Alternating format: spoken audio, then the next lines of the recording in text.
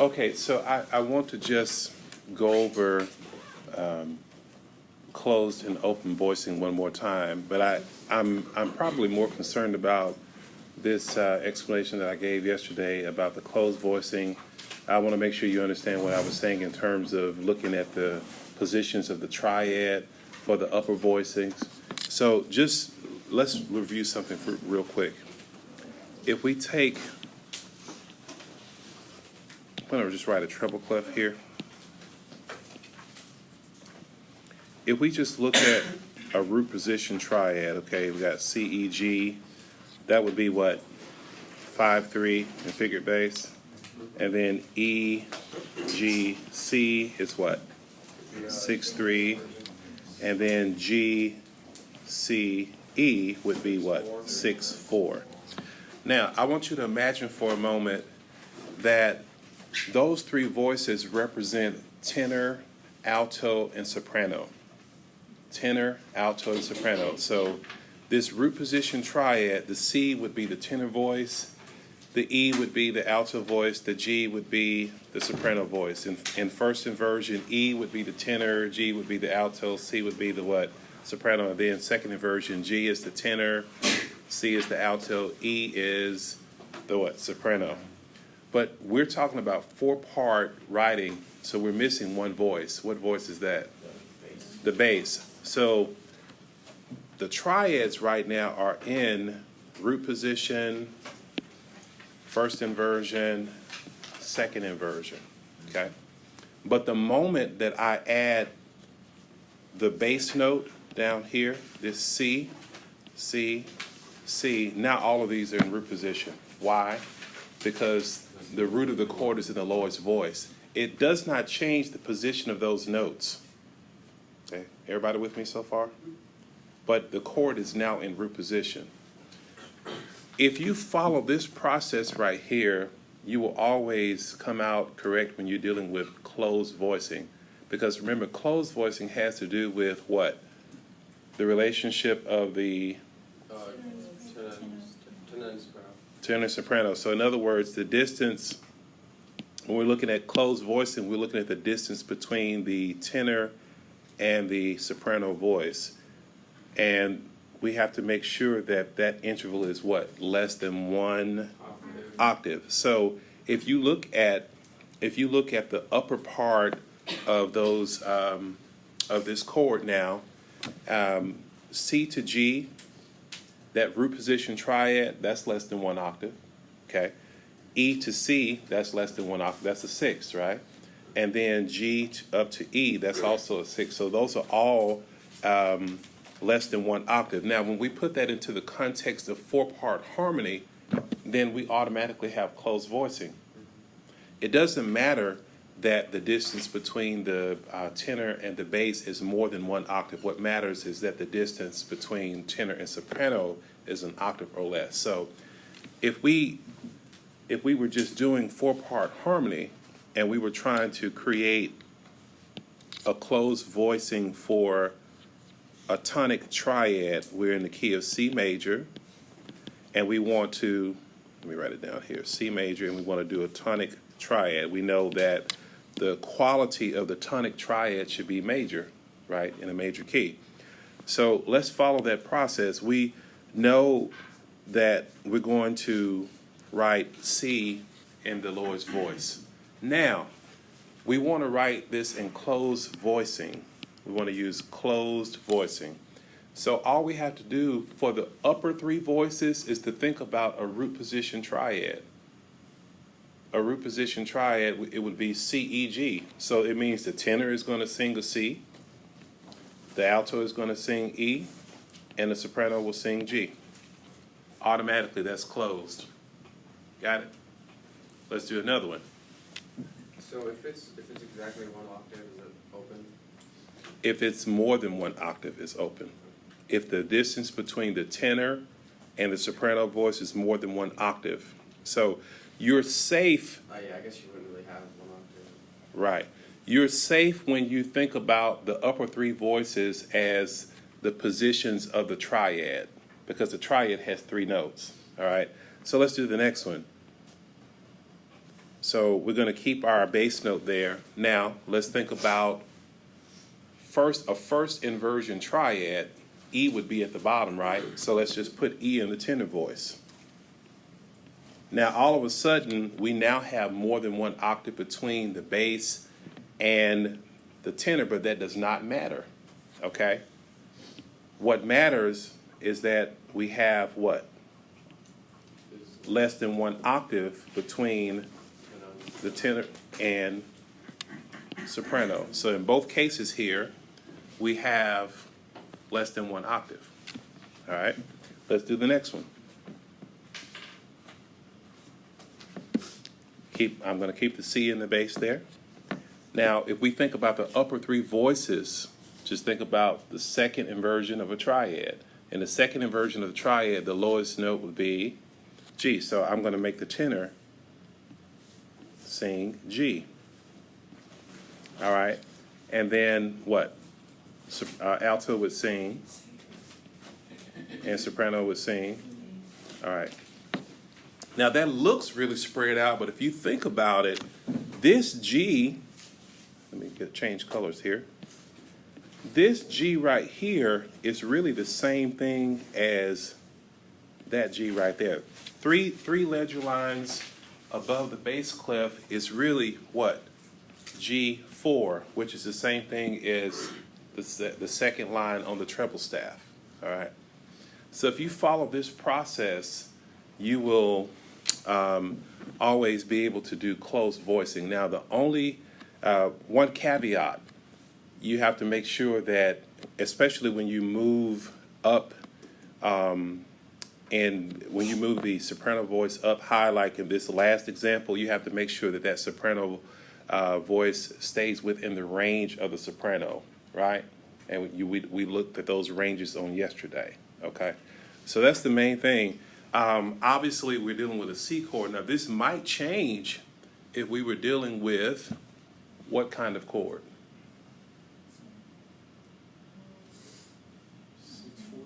Okay, think about it for a second. I'm in the key of C. I'm in the key of C major. Now, we've done the tonic triad, and we've done these open voices, and so far, the last example has the third of the chord in the soprano voice. What if I were to go to the median chord? Would this still work? Are you sure? If it was the median chord, the median in the key of C, or the third chord in the key of C major would be what? E minor. So if this particular voicing that I'm looking at now, the one chord has the third in the soprano voice, would the median chord also work if I did this same voicing? Would I be within the range of the soprano, or would I exceed the range of the soprano?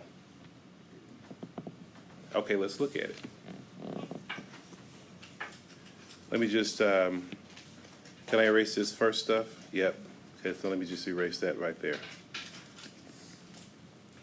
Okay, so we're still in C major, and I now want to look at the median chord. Median means what?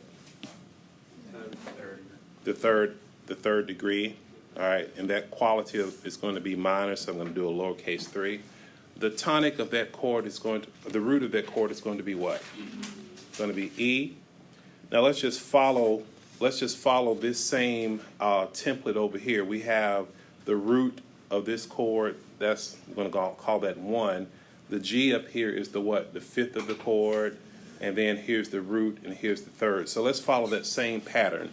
So in the tenor, we're going to put the fifth of the chord. So the fifth of this would be what? Okay, but what B? It would be B. Which B would we need to do here? B3. Why?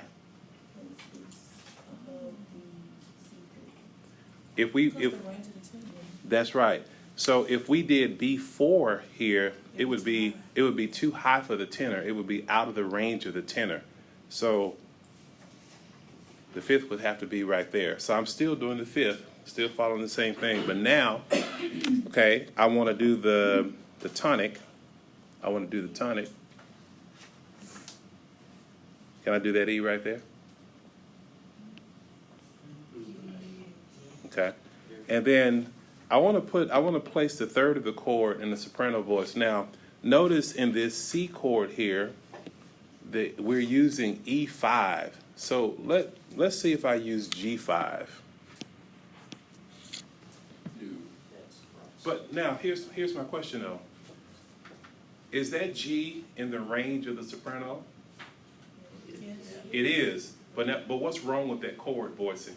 It's Open. No, it's open, but there's another problem. Yes, there's more than one octave between the tenor and the soprano, but there's another problem here. Is it also? Look what the alto is singing. The alto is singing E4, E4, and then the soprano is singing G5. What's it called?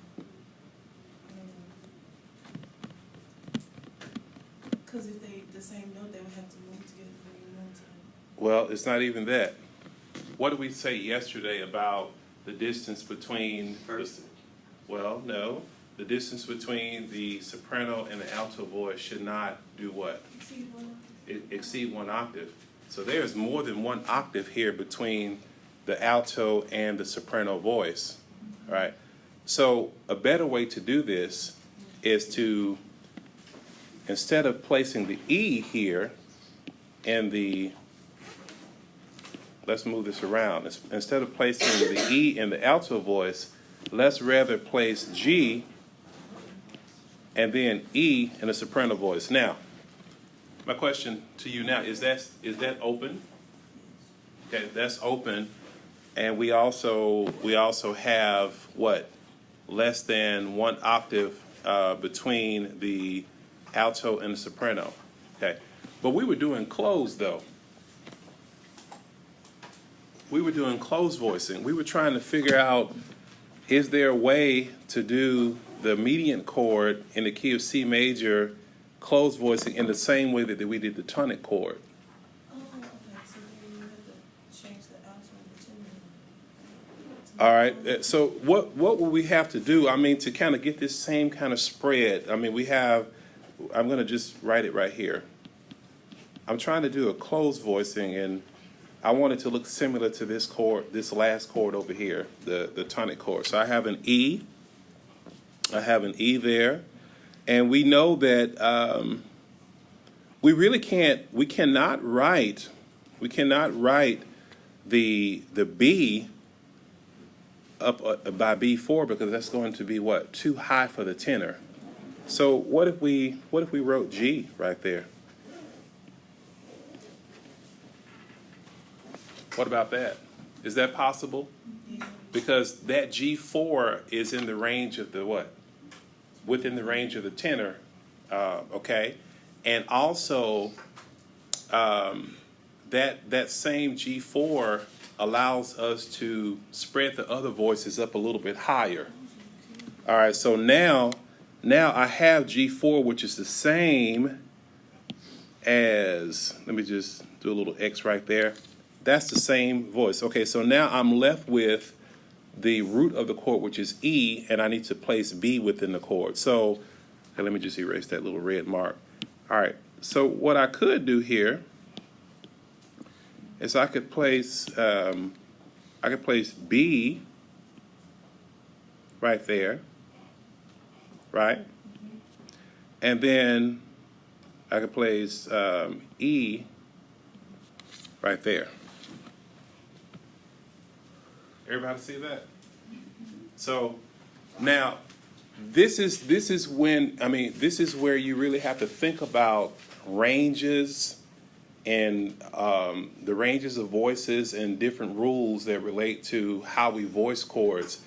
Every chord you will not be able to do every chord the way we did this tonic chord because of certain rules, and so you have to think about every time we voice something like, is this in the range? You know, if we're doing a closed voicing, is this more than an octave or less than an octave? Now, this is a closed voicing here. This chord here is now a closed voicing. Why? Because the distance between the tenor and the soprano is less than 1 octave. Just like that. Okay?